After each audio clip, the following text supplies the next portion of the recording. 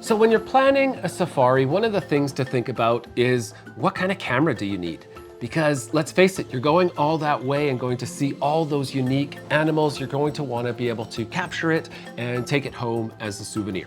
So do you need one of those cameras that are fancy and have the huge long lens so you can get right up? The reality is no.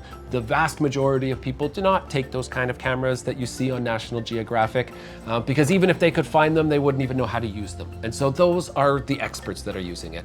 Now, most people will be using their phones. I can tell you that. When I'm out on safari, we notice that most people are using phones. They're zooming in a little bit with their phones.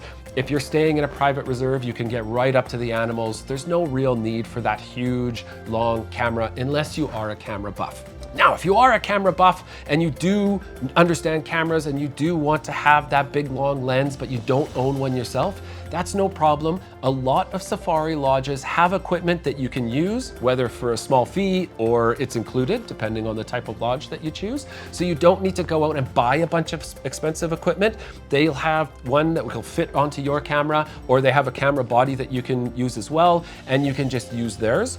That does a couple things. One is it saves you money from buying your own, but also it saves you the weight and the hassle of bringing a camera over with you.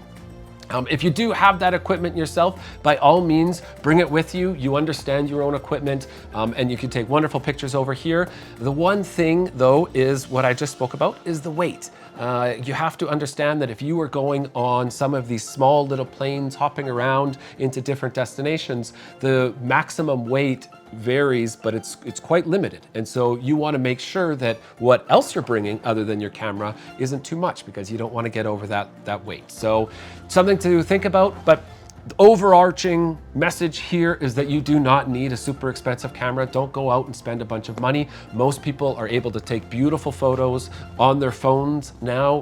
The cameras on the phones are excellent quality. But if you do want to, the rental options are available to you as well.